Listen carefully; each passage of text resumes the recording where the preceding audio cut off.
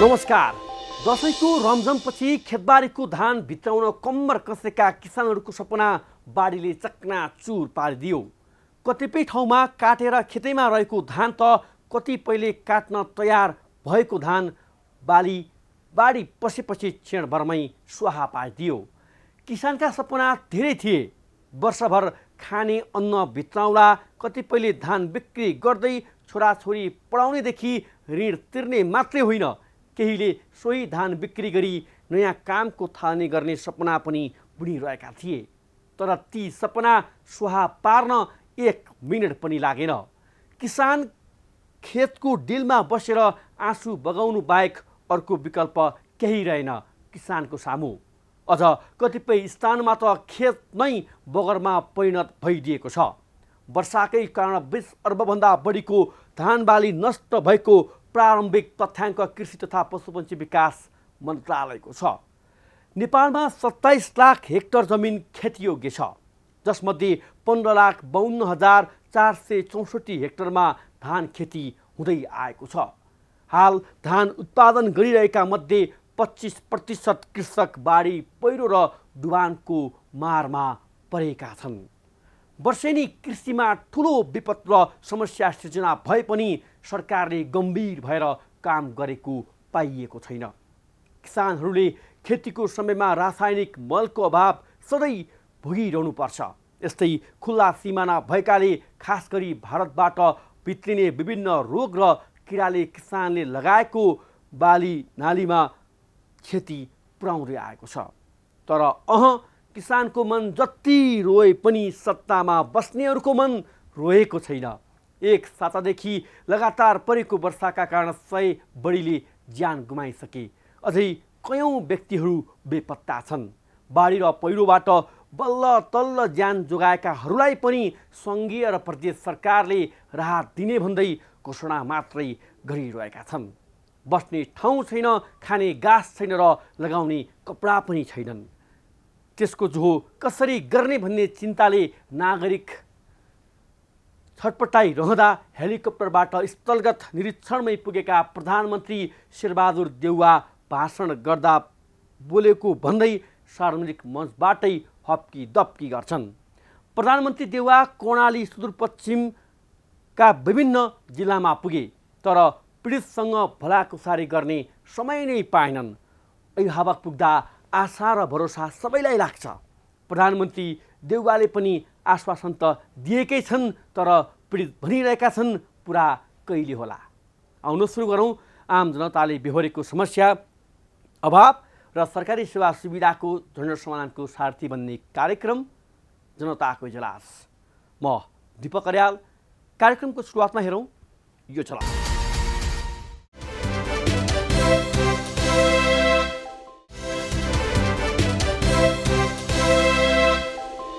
स्वागत छ कार्यक्रम जनताको इजलासमा। आज हामी पशुपति फुड्स प्रणाली आँगनमा व्यवस्थापक राजेन्द्र प्रसाद दौडाले कर्मचारीप्रति गर्दै आएको ठगी र मनोमानी बारेको रिपोर्ट, यातायात व्यवस्था विभाग र प्रदेश अन्तर्गत रहेका यातायात कार्यालयले समयमै निर्णय गर्न नसक्दा सवारी साधन लाइसेन्सको प्रतीक्षामा रहेका करिब 6 लाख परीक्षार्थीमाथि भएको अन्यायबारेको एक रिपोर्ट र नेकपा एमालेमा 10 बुँदे सहमति कार्यान्वयनमा अध्यक्ष केपी शर्मा ओलीले गरेको छल कपट बारेको रिपोर्टसहित उपस्थित भएका छौँ। तपाईसँग पनि कुनै समस्या र गुनासा छन् भने हामीलाई पठाउन सक्नुहुनेछ। तपाईँहरूका समस्या र गुनासोलाई हामी कार्यक्रममा उच्च प्राथमिकता दिनेछौँ। अब आजको पहिलो विषय, पशुपति फुड्स प्रणाली आँगनले कोरोना महामारीलाई कारण देखाउँदै 65 जनाभन्दा बढी नेपाली मजदुरमाथि धरपकड शैलीमा हटायो। झन्डै 40 जना मजदुरलाई स्वैच्छिक अवकाशमा जान दबाब दिए पनि कतिपय कर्मचारीहरूलाई अहिले पनि तलब सेवा सुविधा नदिएर झुल्याउँदै आएको छ। आँगनको अन्यायमा परेका कर्मचारी श्रम र सर्वोच्च अदालतबाट मुद्दा जितेर 7 वर्षको तलब सुविधा सहित पुनर्वाली गराउन भन्दै भएको फैसला कार्यान्वयनबाट समेत पशुपति फुड्स आँगन भागिरहेको छ। कर्मचारीलाई पैसा नदिने तर कम्पनी बन्द भयो भन्दै उत्पादन भने जारी राखेको छ। रिपोर्टिङकै क्रममा आँगनका व्यवस्थापक राजेन्द्र प्रसाद देउडासँग भेट भयो, तर हामीलाई देख्दा देउडा भाग्दै गए पनि हामी उनको घरसम्मै पछ्याउँदै पुगेका छौँ। हेरौँ यो विशेष रिपोर्ट।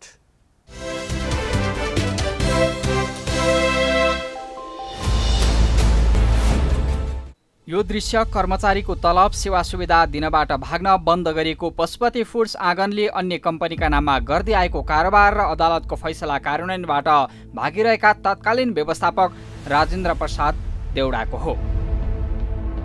विगतमा गुणस्तरहीन मिठाई उत्पादन गरेर विवादमा आएको पशुपति फुड्स आँगन अहिले सञ्चालकको विवादसँगै कर्मचारीलाई दिनुपर्ने तलब सेवा सुविधा नदिनका लागि कम्पनी बन्द गर्न उद्धत देखिएको छ। तर अहिले पनि विगतका सञ्चालकहरूले आफू र आफन्तका नाममा अलग्गै कम्पनी दर्ता गरेर उही प्रकृतिको व्यवसाय भने गर्दै आएका छन्। एकपटक यो हेर्नुहोस्।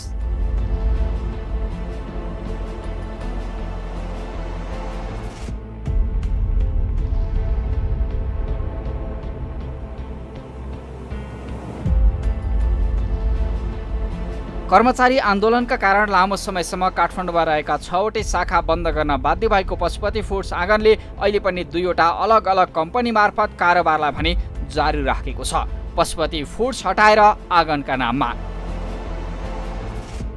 कोरोना महामारीलाई कारण देखाउँदै 65 जनाभन्दा बढी नेपाली मजदुरमाथि धरपकड शैलीमा हटाएको आँगनले झण्डै 40 जना मजदुरलाई स्वैच्छिक अवकाशमा जान दबाब दिए पनि कतिपय कर्मचारीलाई अहिलेसम्म तलब सेवा सुविधा नदिएर झुल्याउँदै आएको छ। आँगनको अन्यायमा परेका कर्मचारी वीरबहादुर साउदले श्रम र सर्वोच्च अदालतबाट मुद्दा जितेर 7 वर्षको तलब सेवा सुविधा सहित पुनर्बहाली गर्न गराउन भन्दै भएको फैसला कार्यान्वयनबाट समेत पशुपति फुड्स आँगन भागिरहेको छ।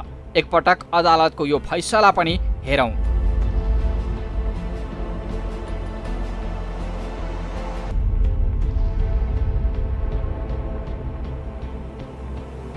साउथ जस्ता धेरै कर्मचारीको तलब सेवा सुविधाको दायित्व पशुपति फुड्सका तत्कालीन व्यवस्थापक समेत रहेका अहिलेका श्री शिवा फुड्सका सञ्चालक राजेन्द्र प्रसाद देउडामाथि भए पनि उनी भागिरहेका छन्।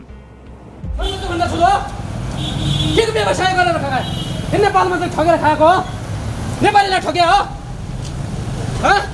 हालौँ जुत्ताको माला हान्नु पर्यो, बढी गरे हो, यस्तो लासारी पनि हो, अर्काको पैसा किन्न दियो, किन नदिएको, के खोजेको तैँले, के खोजेको भने यो तेरो नाममा फैसला भएको हो किन? मेरो नाम हो, अनि के खोजेको त? कम्पनीको नाम हो, कम्पनीको नाममा यो व्यक्तिको नाममा फैसला भनेको को खाते हो? यो नेपालमा ठगेर खाने।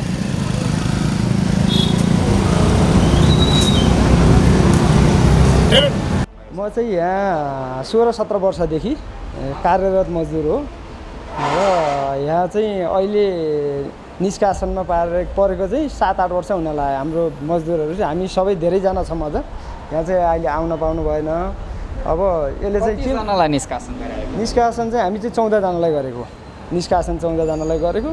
अनि पछि 65 जना हो, 65 हजुर 65 होइन 115 जना हो। 115 जनामा कोही चाहिँ अब अवकाश दिएर पठायो अहिले पछिल्लो चरण, कोही चाहिँ अहिले हामी चाहिँ अब मुद्दा लड्ने साथीहरू मुद्दा पनि जितेर आउनुभयो। सर्वोच्चले जित्दा नि यसले सुनवाई गरेको अवस्था छैन र हामीलाई चाहिँ वार्ता बस्ने भन्ने बोलाउने बारम्बार 10औँ चोटि वार्ता बस्ने भन्ने बार्गेनिङ गर्न खोज्ने, पैसा नदिने, फेरि केही समय आउँछ अनि फेरि सम्पर्कभन्दा बाहिर जाने गरेर यसले ठगेको छ। अर्को कुरा यो पहिला चाहिँ एउटै पशुपति फुड्स आँगन भनेर यो कमल पोखरी अनि न्यू रोड यहाँ त्रिपुरेश्वर अनि लाजिमबाटमा थियो। अहिले त नयाँ बानेश्वरमा नि नयाँ खोलेको छ। यिनीहरूले चाहिँ बाहिर देखावटी चाहिँ यहाँको चाहिँ उताको शिवम फुड र यो चाहिँ आकाश फुड भनेर बाहिर चाहिँ लोगो टाँसेर भित्र पशुपति फुड्स चाहिँ राखेर यिनीहरूले चाहिँ कारोबार गरेका छन्। के नाम यो के अरे हो पशुपति फुड्स नै थियो। पशुपति फुड्स आँगन भन्ने अहिले के नाम छ? अहिले आकाश फुड। जागिर छोडेपछि त म आजै हो आगोमा यसरी जागिर छोडेको होइन, 5-6 महिना मात्रै भयो। आन्दोलन पछाडि अब यो सबै राजीनामा दिन थालेँ अनि मैले पनि दिएँ राजीनामा। त्यही आन्दोलनका सब हजुर सुविधा पाएँ।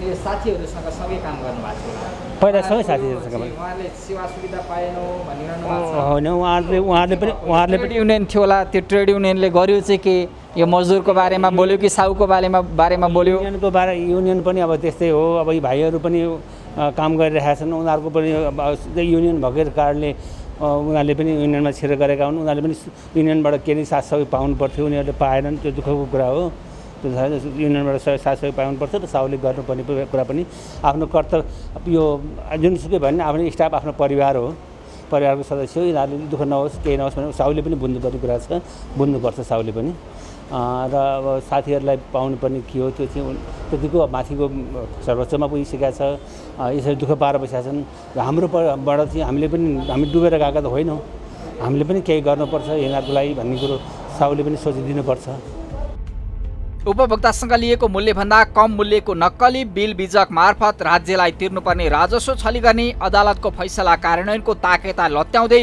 उनै देउडाले सञ्चालन गर्दै आएका न्युरोड पुतली सडक कमलपोखरी र बानेश्वरका बिक्री केन्द्रमा अहिले पनि आँगनकै नाममा कारोबार भइरहेको यो तथ्य पनि हेर्नुहोस् यहाँ आँगन ब्रान्ड टाँसिएको छ त्यसको मूल्य पशुपति फुड्स थियो सानो अक्षरमा टेप लगाएर यसरी विवाद होला कि बदनाम भइएला कि भनेर आँगनमा चाहिँ ब्रान्डिङ गर्ने आँगनको नाममा चर्चामा आयो उपभोक्ताको माझ लोकप्रिय बन्यो भनेर आँगन छोड्न नसक्ने अनि पशुपति फुड्स केही कर्मचारीको तलब सेवा सुविधाको दायित्वबाट भाग्न पशुपति फुडलाई टेप लगाएर टाँसिएको छ आँगनको मुनि टेप लगाएर पशुपति फुड्स भन्ने नाम मेटिएको छ किन भन्दा केही कर्मचारीलाई धरपकड गरेर अदालतबाट फैसला गरेर आएको तिर्नुपर्ने दायित्व वहन नगर्नका निम्ति त्यो पनि देखाउँछु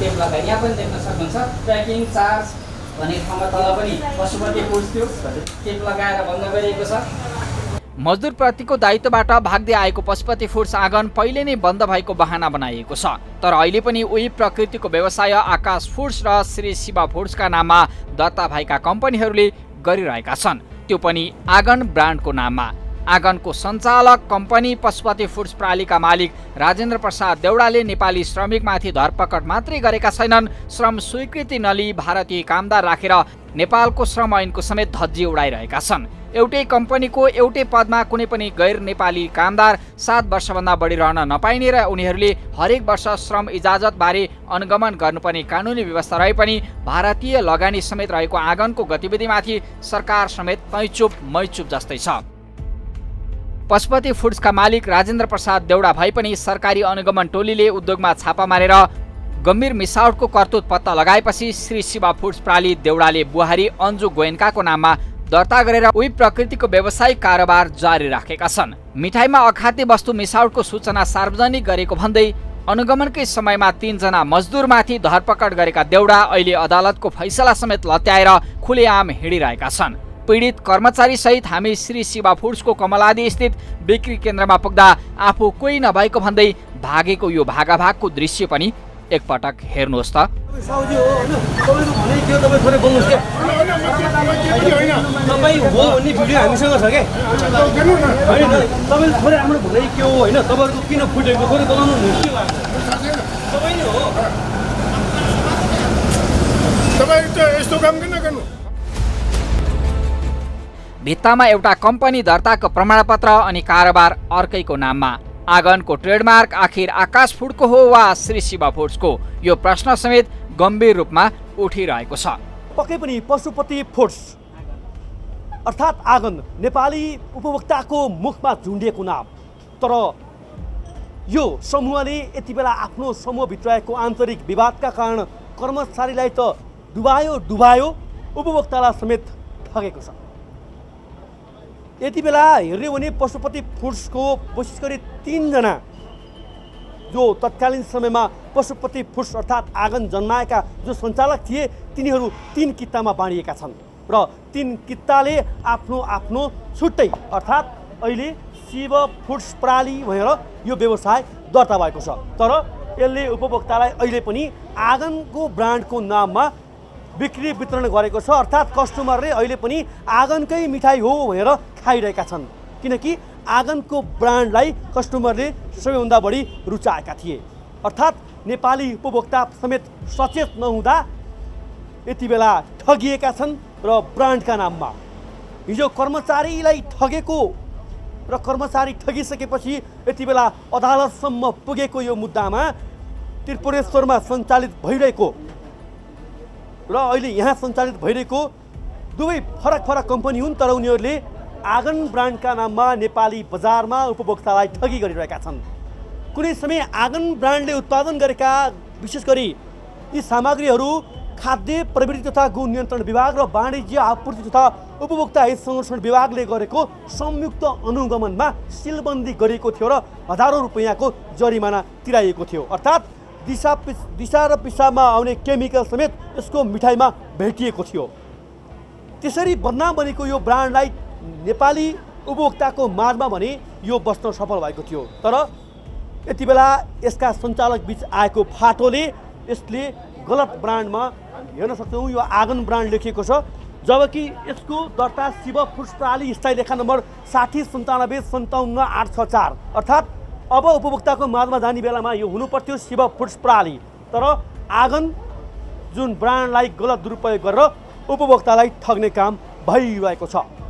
आखिर वाणिज्य कहाँ छ, खाद्य तथा प्रविधि गुण नियन्त्रण विभाग कहाँ छ, उद्योग मन्त्रालय कहाँ छ? यो भने गहन र गम्भीर विषय हो र उपभोक्तालाई पनि भन्छौँ कि आफूले खाँदै गरेको पैसा तिरेर खाँदै गरेको किन्दै गरेको चिजको गुणस्तर हेरेर किन्ने दायित्व हामी उपभोक्ताको पनि हो। आँगनले धेरै मजदुरमाथि अन्याय गर्दै आएको छ। नेपाली कामदारमाथि बारम्बार धरपकड गरेको यो कम्पनीले भारतीय कामदारलाई कानुन विपरीत राखेर मनमानी गरेको बारे नियामक निकायहरू तैचुप मैचुप किन? पशुपति फुड्सका नाममा आँगन मिठाई किनेका दुई समूह आकाश फुड्स र शिव फुड्सले गरेको बदमासी रोक्ने आखिर कसले? पीडित श्रमिकको पक्षमा सहयोगी बन्दै आएको श्रम तथा रोजगार कार्यालय पशुपति फुड्स आँगनका सञ्चालक र कम्पनीलाई सूचना तामेलीको प्रक्रिया पूरा गरेर फैसला कार्यान्वयनको अन्तिम चरणमा पुगेको बताइरहेको छ। अब पनि फैसला अनुसारको तलब सेवा सुविधा निकासा नभएमा बैंक खाता रोक्का, सरकारी सेवा सुविधा रोक्का, सम्पत्ति रोक्का लगायतका प्रक्रिया अघि बढ्नेछन्। बैंक खाता रोक्का, तपाईँको सम्पत्ति रोक्का र तपाईँको चाहिँ सेवा सुविधा कुनै पाइरहेछ भने त्यो रोक्का गर्ने भन्ने जुन छ त्यही प्रक्रियाबाट हामीले रोक्का गर्ने हो। त्यसैबाट पनि उहाँहरूले चाहिँ सायद अब हिसाब किताब कति हुने भन्नेमा चाहिँ हिसाब किताब गर्नलाई चाहिँ समय लिनुभएको होला, किनभने व्यवस्थापकलाई डाटा नभइकन त कति दिने भन्ने कुरामा चाहिँ उहाँहरूले पनि खर्च लेखिसक्नु भएको हुन्छ, अथवा निर्णय कार्यान्वयन गर्नको लागि पनि यति रकम भनेर निकाल्नु त पर्ने हुन्छ। निवेदकको दाबी उहाँ प्रष्ट छ कि यति रकम हो भन्ने, तर त्यो रकम व्यवस्थापकीय उसबाट हेर्दाखेरि चाहिँ कति हो त भनेर एउटा भयो भने जस्तै अब तपाईँको चाहिँ 40-50 रुपियाँ आयो भने त केही नहोला, तर लाखकै फरक आइसकेपछि त त्यो त कानुनी अनुसार कति पाउने भन्ने कुरा त एउटा कसैले बोलिदिनु पऱ्यो होइन। त्यो हिसाबले गर्दाखेरि चाहिँ केही समय लाग्यो होला, तर निर्णय कार्यान्वयन चाहिँ गर्नै पर्ने हुन्छ। गर्नु भएन भने कानुनी प्रक्रिया अर्को त अगाडि बढिहाल्छ। फेरि केही सम्पत्ति रोक्का, बैंक खाता रोक्का र तपाईँको सेवा सुविधा रोक्का त अगाडि बढिहाल्छ। उहाँको 1 महिनाको सेवा अवधि बितिसकेपछि हामीले दोस्रो लेटर लेखेको अवस्था हो भने चाहिँ फैसला कार्यान्वयनकै चरणमा छ र उहाँले के गरेर फैसला कार्यान्वयन चाहिँ समयमा गर्नु भएन भन्ने हो भने जुन अदालतले गर्ने चाहिँ जुन अवहेलनाको छ त्यो पनि गर्न सकिन्छ। मजदुरमाथि श्रम शोषण गर्ने अनि ठगीमा मुछिएका मिठाई व्यापारी राजेन्द्र देउडाको घरसम्मै पुगेका छौँ हामी। पीडित मजदुरसँगै हामी श्री शिवम फुड्सको कमलादी बिक्री कक्षमा पुग्दा भागेर घरमा पुगेका ठग देउडाको यो घर पनि हेर्नुहोस्।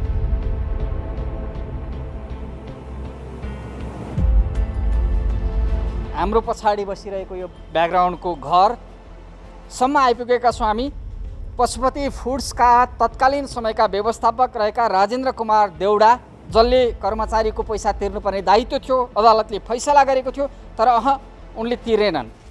त्यो पैसा तिर्नुपर्ने, सेवा सुविधा दिनुपर्ने दायित्वबाट भागिरहे र पटक पटक श्रम कार्यालय हुँदै स्थानीय सरकारले ओडाले आएर यहाँ चिठी टाँसिरहेको छ गेटमा, तर हरेकचोटि चिठी आउँछ, टाँसिन्छ, त्यो चिठी उकाएर फाल्ने बाहेक यी व्यवस्थापक राजेन्द्र कुमार देउडाले केही पनि गरेनन्।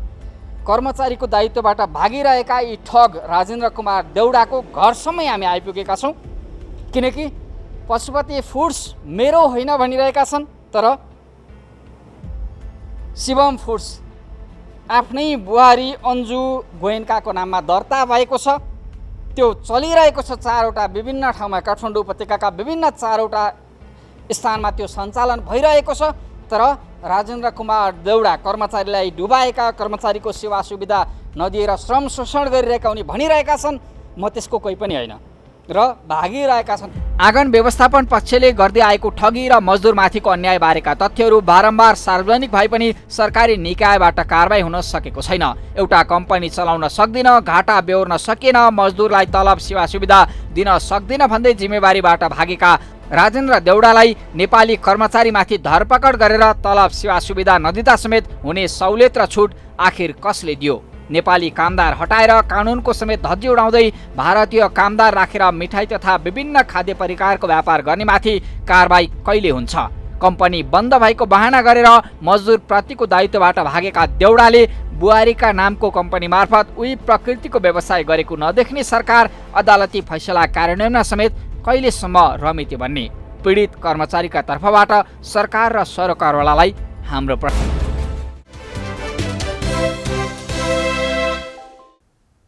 हो, आफ्नो कर्तुत लुकाउन व्यवस्थापक राजेन्द्र प्रसाद देउडा अनेक नाटक गरेर भागिरहेका छन्। कर्मचारी ठग्ने र आफू मोटाउने देउडाले देखाएको यो हरकतले उनीमाथि अन्य प्रश्न पनि उब्जिएका छन्। उपभोक्तासँग लिएको मूल्यभन्दा कम मूल्यको नक्कली बिल बिजक मार्फत राज्यलाई तिर्नुपर्ने राजस्व छली गर्ने, अदालतको फैसला कार्यान्वयनको ताकेता लत्याउने उनी देउडाले सञ्चालन गर्दै आएका न्यू रोड, पुतली सडक, कमल पोखरी र बानेश्वरका बिक्री केन्द्रमा अहिले पनि आँगनकै नाममा कारोबार भइरहेको छ। देउडा जति भागे पनि उनीमाथि हाम्रो निरन्तर क्यामेरा तिर्साउन छाड्ने छैनौँ। अब कार्यक्रममा अर्को विषय। सेवाग्राहीले सधैँ शास्ति पाउने र काम सुस्त हुने मध्येको एउटा कार्यालय हो यातायात। यातायात व्यवस्था विभाग र प्रदेश अन्तर्गत रहेका यातायात कार्यालयले समयमै निर्णय गर्न नसक्दा सवारी साधन लाइसेन्सको प्रतीक्षामा रहेका करिब 6 लाख परीक्षार्थीमाथि अन्याय भएको छ। कोरोना महामारीका कारण लामो समय सवारी साधनको परीक्षाका लागि आवेदन दिएका परीक्षार्थीको लिखित र प्रयोगात्मक हुन सकेको छैन। अझ आवेदन समेत नखुल्दा लाखौँ सर्वसाधारण अलमलमा परेका छन्। किन सधैँ यातायातमा शास्ति भोग्नुपर्छ त? अनि कहिले पाइन्छ त स्मार्ट लाइसेन्स? हेरौँ यो रिपोर्ट।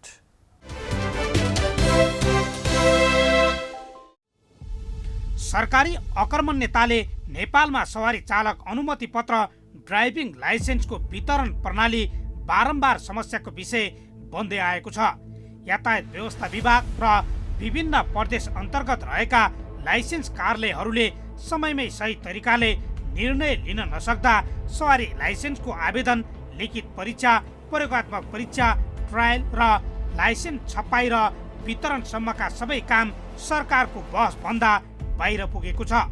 स्मार्ट प्रविधि अवलम्बन गरेको र सेवाग्राहीको चापलाई मध्यनजर गर्दै यातायात कार्यालयहरू विस्तार गरे पनि सेवाग्राहीले पाउने शास्तिमा भने अलिकति पनि कमी देखिएको छैन।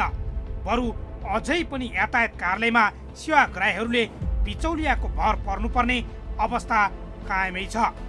कोरोनाको कारण देखाएर लामो समय आवेदन रोकेका कारण नयाँ चालकहरू समस्यामा परेका छन् भने लाइसेन्स लिन आवेदन दिएर प्रक्रियामा प्रवेश गरेकाहरू पनि अन्योलमा छन्। यातायात व्यवस्था विभागले गत वैशाख 16 गतेदेखि कोरोना महामारीको कारण देखाउँदै बन्द गरेको लिखित तथा प्रयोगात्मक परीक्षा बीचमा केही समय मात्र खुलेको भए पनि दशैं बिदासँगै पुनः बन्द गरिएको थियो। दशैं सकिएको 1 हप्ता बितिसक्दा पनि अधिकांश यातायात कार्यालयहरूले अझै परीक्षा खुलाएका छैनन्। एकदम हामी सेवाग्राहीप्रति पूर्ण रूपले जिम्मेवार, उत्तरदायी, जवाबदेही छौँ। र अब यो के छ भने अहिले हाम्रो तपाईँलाई थाहा छ सङ्घीय संरचनाले गर्दाखेरि अब यो यातायात कार्यालयहरू तपाईँको अहिले चाहिँ प्रदेश सरकार अन्तर्गत गएका छन्। त्यस कारणले तपाईँले जुन अपरेसनल लेभलको कुरा गर्नुभयो, मैले अघि चाहिँ पोलिसी लेभलको कुरा गऱ्यौँ हामीले, तर अब सुधार गर्नलाई के गरेको छ यो पोलिसीगत सुधारको कुरा हो। अब अपरेसनल लेभलमा कसरी चाहिँ त्यो हामीले भोरेर हाम्रो सिस्टमबाट त्यहाँ एप्लाई गरेका मान्छेहरूले कतिजनाले आज लिखित परीक्षा लिने, कतिले ट्रायल दिने भन्ने कुराहरू कार्यालयको कार्यक्षेत्र हुन्छ, प्रदेश सरकारको कार्यक्षेत्र हुन्छ। र तपाईँले भनेको कुरामा मेरो के सहमति छ भने यो चाहिँ यस्तो लोड भएको बेलामा 2-3 सिफ्टमा गराएर बिहानैदेखि 7 बजीदेखि नै बेलुकासम्म पनि त्यो गर्न नसकिने होइन, त्यो सकिन्छ। तर त्यो गर्नलाई चाहिँ अब सम्बन्धित कार्यालय र प्रदेश सरकारबाटै पहल हुनुपर्छ। विभागले उहाँहरूले त्यस्तो गर्नुहुन्छ भने अब हाम्रो सिस्टम छ, जुन सिस्टम छ नि हाम्रो अनलाइन एप्लाई गरेका व्यक्तिहरू सेवाग्राहीको लिस्ट छ, त्यो लिस्टलाई हामीले उहाँहरूलाई जसरी पनि प्रयोग गर्न सक्ने गरेर एक्सेस पनि दिएका छौँ। अहिले पनि परीक्षामा सहभागी हुन आवेदन दिएका करिब 5 लाखले चालकको प्रयोगात्मक परीक्षाको मिति पुरिरहेका छन्। लाइसेन्सको परीक्षा सुरु गरेका कार्यालयले प्रतीक्षा सूचीमा रहेको चाप छिटो घटाउने गरी कुनै पहल कदमी लिन सकेका छैनन्। नियमित शैलीमा परीक्षा लिइरहेका छन् भने कतिपय कार्यालय परीक्षा फेरि सुरु गर्ने गृह कार्यमा रहेका छन्। सेवाग्राहीको चापलाई घटाएर नयाँ आवेदन खुल्ला गर्नुपर्ने अवस्था भए पनि विभागले हतार नयाँ आवेदन खुलाउने तयारी गरेको छ, जसका कारण लाइसेन्स वितरण, परीक्षा र ट्रायल थप भद्रगोल हुने पक्का छ। यता विभाग भने चाप कम गरेर नयाँ आवेदन खुल्ला सहित व्यवस्थापन गरिने बताउँछ। अथवा 6 लाख जति चाहिँ अहिले सेवाग्राहीहरू पहिला भरेर अहिले जाँतिर नपाएर लाइनमा हुनुहुन्छ र नयाँ भर्नलाई पनि हामीले चाहिँ यो जुन कोभिडको कारणले यो निषेधाज्ञा भयो 16 गतेदेखि, वैशाख 16 गतेदेखि जुन निषेधाज्ञा भयो, त्यसपछि हामीले चाहिँ यो अनलाइन एप्लिकेसन खोलेका छैनौँ। अब यसको कारण स्पष्ट नै छ, किनभने हाम्रो पहिला भरिसकेका 6 लाख मान्छे थिए। अब 6 लाखलाई नसकिकन हामीले फेरि खोल्यो भने त 6 लाखको लाइन चाहिँ 7 लाख, 8 लाख, 9 लाख, 10 लाख, 15 लाखसम्म पुग्छ। त्यस कारणले मान्छेलाई ल्याएर लाइनमा भराएर राख्ने कि उनीहरूलाई अलिकति यो 6 लाख घटाएर यसलाई 1-2 लाखमा झारेपछि मात्रै खोलेर भर्ने भन्ने दुईवटा कुरा हामीलाई भयो। र त्यो अनुसार हामीले चाहिँ नि अब अस्ति यो भदौ 20 गतेदेखि अब यो यातायात कार्यालयहरू खुलेर त्यहाँबाट चाहिँ पुरानोहरूको अब लिखित परीक्षा लिने, ट्रायल लिने यो कहीँ क्रम सुरु भएको छ। बिचमा अलिकति दिन अब दसैँको बिदाले गर्दा रोकियो, तर अहिले फेरि अब दसैँपछि लगत्तै अब यातायात कार्यालयहरू खुलेका छन्। 21वटा कार्यालयहरूबाट अहिले चाहिँ नि अब त्यो 6 लाख मान्छेहरूलाई दिनदिनै घटाइँदैछ। दिनमा 5-6 हजार, 4-5 हजारको दरले दिनदिनै त्यो सङ्ख्या घट्दै गइरहेको छ। र हामीले चाहिँ यथाशीघ्र यो चाहिँ अब नयाँ भर्न चाहनेहरूलाई पनि के अरे भर्ने व्यवस्था गरिदिनुपर्छ भन्नेमा हामी चाहिँ त्यसको तयारी गर्दैछौँ। प्राविधिक तयारी त्यसको भइरहेको छ। 2076 चैतदेखि कोभिड-19 का कारण सरकारले नयाँ चालक अनुमति पत्रको आवेदन लिने काम स्थगित गरेको थियो। कोभिड-19बाट सुरक्षित हुँदै 2077 असारदेखि कार्यालय खुले पनि नयाँ चालक अनुमति पत्र सेवा अवरुद्ध थियो। कार्यालयले चालक अनुमति पत्र वितरण र नवीकरण जारी राखे पनि कार्यालयमा भिड हुने भन्दै नयाँ अनुमति पत्र सेवा अवरुद्ध गरेको थियो। झन्डै 2077 पुससम्म अनुमति पत्र बन्द गरेर बल्ल खुलेकाले अनलाइन प्रणालीमा चाप उच्च थियो। त्यति बेला अनलाइन फारम लिन थाल्दा विभागले निश्चित समय बिहान 6 बजेपछि मात्रै भर्नुपर्ने व्यवस्था गरेको थियो। निश्चित समय मात्रै दिँदा अनलाइन सिस्टममा एकैपटक धेरै व्यक्ति आउँदा सिस्टम डाउन भएर धेरै सेवाग्राहीले फारम भर्न सकेका थिएनन्। त्यसै कारण सरकारले भिजिट मिति दिने गरी जति पनि फारम भर्न सकिने व्यवस्था गर्यो। त्यसपछि भने आवेदनको चाङ लाग्न थालेको थियो। फेरि वैशाख 16 गते महामारीको दोस्रो लहरका कारण अनलाइन फारम भर्न बन्द गरिएको थियो। यस्तै विभागले motorcycle, scooter, moped, car, jeep, delivery भ्यानका लागि लाइसेन्स पास गर्न लिखितमा 80 र ट्रायलमा 70 अङ्क ल्याउनु पर्ने नियम जेठदेखि कार्यान्वयनमा ल्याउने तयारी गरे पनि उक्त निर्णय समेत कार्यान्वयनमा आउन सकेको छैन।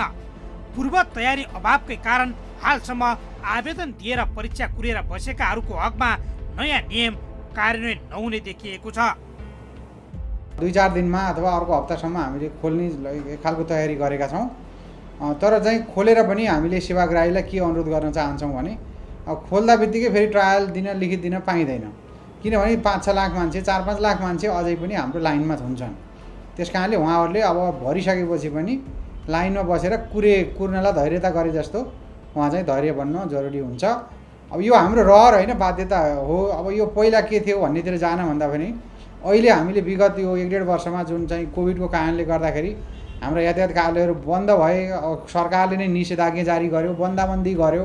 अब यो बिचमा त हामीले केही गर्न सक्ने अवस्थै भएन। नत्र अब यो कोभिड नभएको भए लगभग नर्मल अवस्थामा चाहिँ हुन्थ्यो र भोरेको 1-1.5 महिनाभित्र 2-4 हप्ताभित्र चाहिँ सबैले लिखित ट्रायल दिन पाउने अवस्था हुन्थ्यो नर्मल अवस्थामा भएको भए।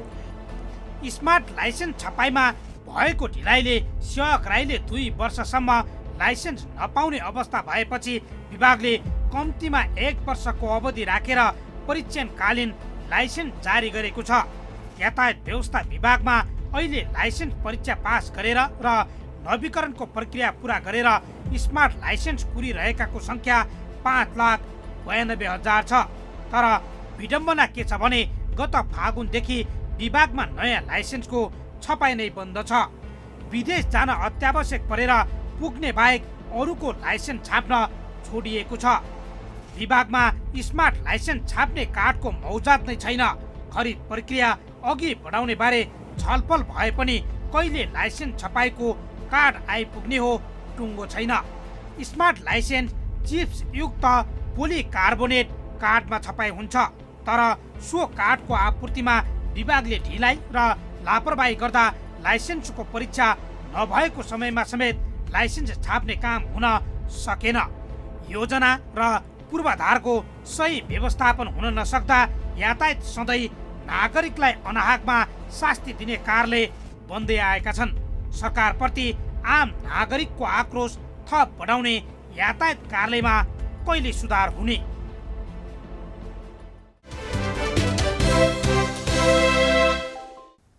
हो, यातायात व्यवस्था विभागमा अहिले लाइसेन्स परीक्षा पास गरेर र नवीकरणको प्रक्रिया पुरा गरेर स्मार्ट लाइसेन्स कुरिरहेकाहरूको सङ्ख्या 5,92,000 छ। तर विडम्बना के छ भने गत फागुनदेखि विभागमा नयाँ लाइसेन्सको छपाई नै बन्द छ। विदेश जान अत्यावश्यक परेर पुग्ने बाहेक अरूको लाइसेन्स छाप्न छोडिएको छ। विभागमा स्मार्ट लाइसेन्स छाप्ने कार्डको मौजुदा नै छैन। खरिद प्रक्रिया अघि बढाउनुबारे छलफल भए पनि कहिले लाइसेन्स छपाईको कार्ड आइपुग्ने हो टुङ्गो छैन। के यही हो त सरकारी सहज सेवा? कार्यक्रममा अब एकैछिन विश्रामपछि नेकपा एमालेमा 10 बुँदे सहमति कार्यान्वयनमा अध्यक्ष केपी शर्मा ओलीले गरेको छलकपट बारेको रिपोर्टसहित उपस्थित हुनेछौँ। हामी सँगै रहन्छौँ।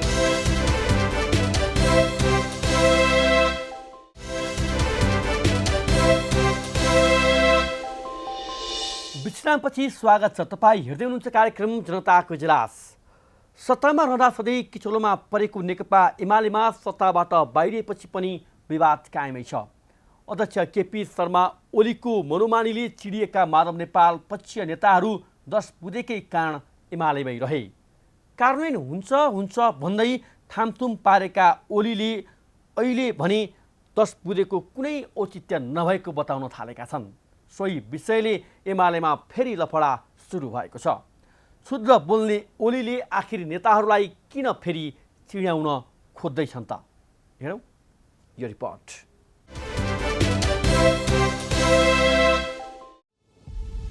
नेकपा एमालेका अध्यक्ष केपी शर्मा ओली बोलीमा जति क्षुद्र छन्, व्यवहारमा त्यो भन्दा बढी कपटी छन्।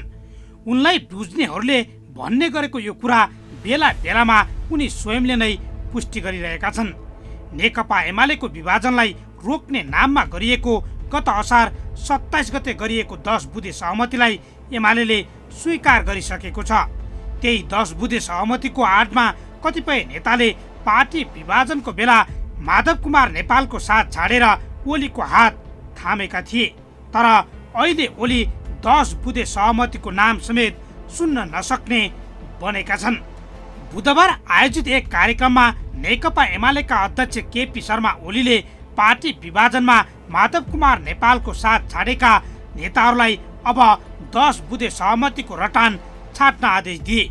उनको त्यो आदेशसँगै एमालेको आन्तरिक राजनीतिक फेरि एकपटक तातेको छ। पार्टी एकताका लागि गरिएको त्यो सहमति अर्थहीन रहेको भन्दै ओलीले 10 बुँदेको रटानमा एकतारे बजाएर भजमन गोविन्दम गरिरहन आवश्यक नरहेको बताएका थिए। साथै उनले अब एक ठाउँमा मिलेर खुरुक्क एकताबद्ध भएर अगाडि बढ्न निर्देशन समेत दिएका थिए। साथै उनले त्यही सहमतिका आधारमा कतिपय नेता एमालेमा रहेको स्वीकार गर्दै भविष्यमा माधव नेपाल बाहेक अरू नेता तथा कार्यकर्ताका लागि समेत एमालेमा ढोका खुल्ला रहेको बताएका थिए। उनले जे जति क्षुद्र र रुखो बोले पनि सन्देश भने एउटै दिएका छन्। अब एमाले 10 बुँदे सहमतिलाई अस्वीकार गरिसकेको छ। हिजो कताको के को अब यो 10 बुँदे के जातिको यो एक तारे बजाएर भजमान गोविन्दम 10 बुँदे ट्रेन्डिङ यो पनि धेरै गरिरहन आवश्यक छैन। एक ठाउँ मिलेर एकताबद्ध भएर अगाडि बढाउन कुरुक्क। अब कति बजाउने 10 बुँदे ट्यान्डिङ माधव आउँछ कि पार्टी फुटाउँदैन कि भनेर 10 बुँदे गरिहाल्थ्यो। अब के 10 बुँदे हाम्रो पार्टी हामीले बनाएको पार्टी अलरेडी साथीहरूले बाटो अलरेडी बिराउनु भयो होला, फर्केर आउने काम गर्ने सिद्धियो नि त। 10 बुँदे सहमतिसँगै माधव नेपालको साथ छाडेका कतिपय नेताले आफ्नो हैसियत अनुसार नै पार्टीको पदीय जिम्मेवार पाएका छन्। कतिपयले हैसियत भन्दा बढी नै फाइदा पनि लिएका छन्। तर 10 बुँदे सहमति गर्न दिनरात खटिएका भीम रावलले भने पुरानो दायित्व पाएका छैनन्। 10 बुँदे सहमतिमा एमाले संगठनात्मक संरचना 2075 जेठ 2 गते अगावैको अवस्थामा फर्काउने उल्लेख छ। त्यो बेला एमालेको सुदूरपश्चिम प्रदेश इन्चार्ज रहेका रावलले पुरानो जिम्मेवारीमा फर्कन पाएका छैनन्। ओलीले उनको साथमा माओवादी केन्द्र त्यागेर आफ्नो साथ दिएका लेखराज भट्टलाई इन्चार्जमा कायम राखेका छन्। रावलले लगातार यसको विरोध गर्दै आएका छन्। रावल जति ठुलो स्वरले 10 बुँदे कार्यान्वयनका लागि आवाज उठाउँछन्, ओली त्यो भन्दा ठुलो स्वरले उनलाई चुप लगाउने प्रयास गर्छन्। ओलीका पछिल्ला अभिव्यक्तिको पछाडि माधव नेपाललाई छाडेर एमालेमै रहेका नेताहरूलाई नरुचाउने पंक्तिको हात रहेको छ। त्यो खेमा ओलीलाई सत्ताबाट पदच्युत गराउने अवस्थासम्म पुर्याउने रावल सहित अन्य 10 जना नेतालाई औकातमा राख्नुपर्ने सल्लाह दिन्छन्। हुन पनि रावल सहित एमालेमै रहेका नेताहरूले संसदमा ओलीलाई विश्वासको मत नदिएर तटस्थ बसेका थिए। ओलीलाई गलाउन सडकदेखि न्यायालयसम्म हरेक मोर्चामा कम्मर कसेर लागेका थिए। ओलीलाई नजिकबाट चिन्नेहरूको बुझाइ अनुसार उनी आफ्नो विरोध गर्नेलाई समयानुसार औकात देखाउन माहिर छन्। अहिले उनको बोली र व्यवहारले त्यो कुराको पुष्टि पनि गरिरहेको छ। आगामी मङ्सिरमा हुने एमालेको महाधिवेशनमा ओलीले कुनै बेला आफ्नो विरोधमा खनिएका नेताहरूलाई एक तहसम्म तह लगाउने अनुमान गर्न सकिन्छ। त्यसपछि आगामी चुनावमा ओलीले उनीहरूलाई सकेसम्म पाखा लगाएर हैसियत देखाउने बुझ्न कठिन छैन। ओलीको व्यवहार र योजनाबाट जानकार तेस्रो धारका भनिने नेताहरू पार्टीमा अस्तित्व रक्षा कसरी गर्ने भन्ने योजना बुन्न थालेका छन्। उनीहरू मध्ये कतिपय नेताले ओलीको आशीर्वाद नथापेसम्म पार्टीमा हैसियत कायम राख्न नसक्ने बुझिसकेका छन् भने कतिले आफूलाई ओलीको विश्वासपात्र बनाउने अभियान नै सुरु गरिसकेका छन्। आफ्नो विचार र उद्देश्यमा अडिग रहने नेताहरूको भविष्य र पदीय हैसियत अबको महाधिवेशनपछि कमजोर बन्ने पक्का छ। त्यही कारण माधव नेपालको साथ छोडेको प्रति कतिपय नेताले पछुतो समेत गरिरहेका छन्। नेपालको साथ छाडेका नेताहरूसँग अहिले पार्टीमा खुट्टा जमाउने दह्रो सहाराको खाँचो छ। उनी एक ढिक्का रहे पनि ओलीलाई कमजोर बनाउन सक्ने अवस्था छैन। साथै आगामी महाधिवेशनबाट आफू अनुकूलको पदीय दायित्व पाउन सक्ने अवस्था पनि छैन। तेस्रो धारका भनिएका सबै नेता एक स्थानमा उभिएर 10 बुँदे सहमति कार्यान्वयनका लागि जति गुहार मागे पनि ओलीले उनीहरूको बोली एउटा कानबाट सुनेर अर्कोबाट उडाइदिने अवस्था छ। एमालेका कार्यकर्तामाझ पनि कमजोर रहेका तेस्रो धारका नेताबाट ओली ठुलो सहयोग आशा पनि गरेका छैनन्। नेकपा एकीकृत समाजवादी गठन हुँदा सुदूरपश्चिम प्रदेश सभाका बहुमत सांसदले एमाले परित्याग गरेको कारण पनि ओलीले रावलमाथि विश्वास गर्न सक्ने अवस्था छैन। आफ्नै प्रदेशमा कमजोर बनेका रावललाई विश्वास गरेर आगामी चुनाव लड्दा नोक्सानी बेहोर्नुपर्ने आकलन समेत ओलीको छ। त्यही कारण उनी कुनै पनि अवस्थामा राहुललाई पुरानो हैसियतमा फर्काउन चाहँदैनन्। यस्तो अवस्थामा राहुलसहित उनलाई साथ दिने नेताहरूलाई अझै एमाले भित्र रहेर अस्तित्वको लडाईँ लड्ने कि समयसँगै पार्टीबाट बहिर्गमनको बाटो रोज्ने भन्ने दुविधा उत्पन्न भएको छ। उनीहरूले पार्टी परित्याग गरे पनि त्यसलाई ओलीले हाँसेर स्वीकार गर्ने व्यवहार अहिले प्रस्तुत गरिरहेका छन्। कुनै पनि अवस्थामा 10 बुँदे सहमतिको कार्यान्वयन नगर्ने ओलीको बोलीले तेस्रो धारका भनिने नेताहरूको निद्रा भने उडाइरहेको छ।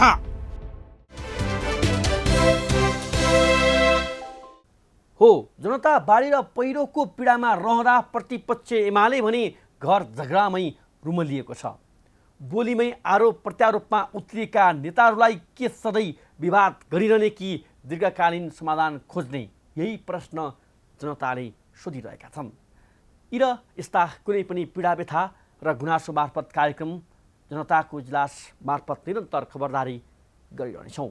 व्यवसायले नीति नियम मिचेर गरेका बदमासी, जनताको गुनासो र कथा व्यथासँगै सरकारी निकायबाट दिने सेवा प्रवाहमा भइगरेका कमजोरी केलाएर हामी सुधारको प्रयास कार्यक्रम मार्फत खोज्नेछौँ।